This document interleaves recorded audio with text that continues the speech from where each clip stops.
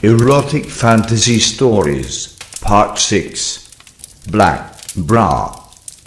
The blue vortex looks like a spherical mirror with a diameter of about 10 meters, clad in a blue mist. It just hangs there, weightless, right in the center of Times Square, New York. Now it starts pulsating, and the soldiers around me are getting nervous. They climb into their tanks and drive them into position. Sometimes it's just a false alert. The general tries to calm me down, but to no avail. All of a sudden, the vortex is shifting, spewing out a creature of unbelievable size and form. A winged lizard, with a fiery breath, bigger than a 3-story house. A dragger of legend. Okay, The general yells towards the 2 soldiers who are standing close by. you're up.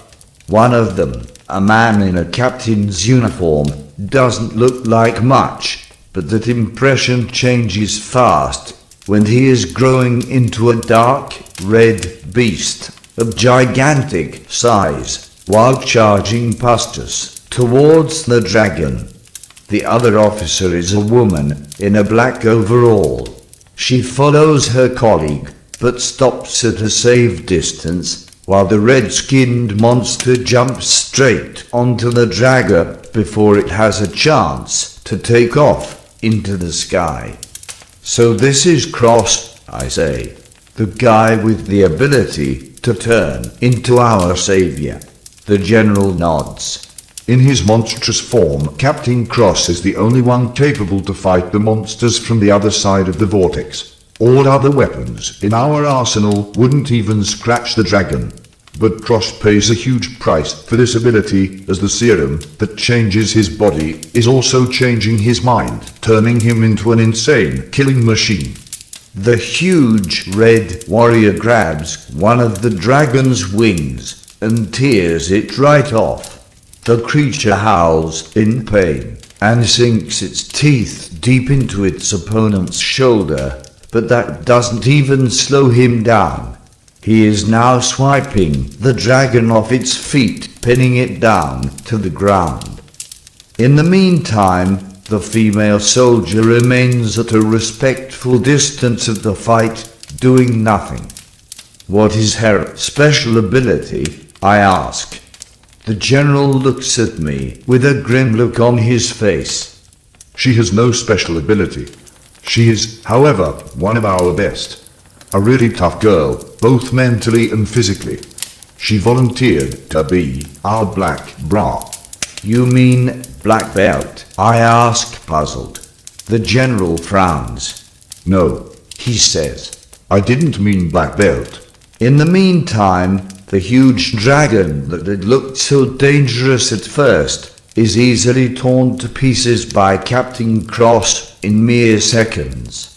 The gigantic red-skinned warrior stomps down on the dragon's neck one final time, crushing it with a loud crack. The dragon is dead. That was easier than I had expected, but then the captain turns around with a wild look on his face and starts moving towards us. In his monster form, Captain Cross cannot control his lust for combat. The general says. Damn. The red warrior had just grabbed one of the tanks and squeezed it into an exploding fireball. Damn it. The general utters angrily. There were 5 people in there. Hurry, Major K. He yells towards the female soldier. She nods and moves right into the way of the raging captain. The monster hesitates. Then the woman does something unexpected. She opens the front of her overall, stripping off the upper half of it, revealing her breasts, covered by a black bra. Captain Cross sinks down to his feet, touching her chest with his forehead, shrinking in size. We don't know why, but the black bra has a calming effect on the monster. The general explains. It triggers something in the captain that calms him down. Without the black bra, he would be far more dangerous to us than the monsters he is fighting. I nod in perplexity. Okay, but she isn't very well endowed, if you know what I mean. I know, we tried many different forms and sizes, but this one works the best. Interesting, I say sheepishly. Well then, I guess there's worse things than using a black bra to calm down a monster. Yes, there is. The general responds, pointing to Captain Cross, who has stopped shrinking at a size of about 2.5 meters, and is now looking around with a haunted look on his face. Unfortunately, this is not over yet. The general continues. To completely drive the monster out of that man, a bigger sacrifice is necessary.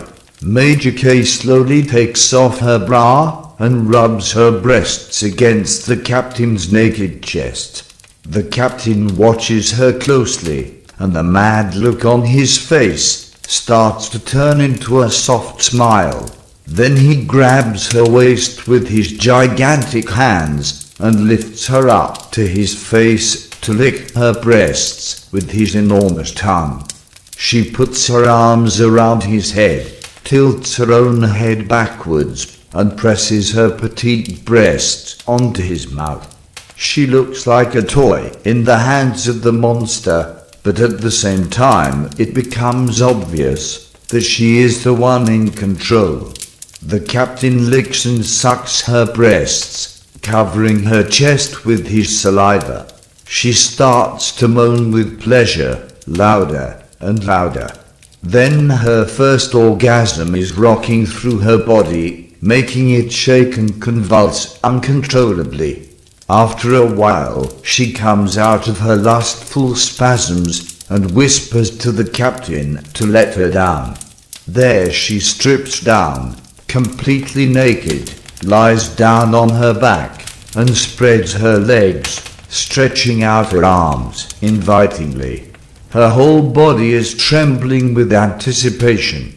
In the meantime, a crane has been moved in position and begins to slowly lower a bell cover made from massive steel on top of the pair. The monstrous Captain Cross pays no attention to it, as he is fully focused on the woman before him. He is going down on his knees to grab the Major's legs and pull her towards him. The last thing I hear before the bell cover seals them from the outside world is her ecstatic moan when the huge red monster penetrates her. The bell cover will make sure that the monster cannot escape, the general explains. And also it will provide them with some privacy. There is nothing more we can do from here. It is all up to her now to drive the demon out of him and turn him back into a human. How long will that take? I ask. Roughly 7 to 8 hours, the general says. It depends. Depends on what? The general smiles. It depends on how much fun she wants to have with it.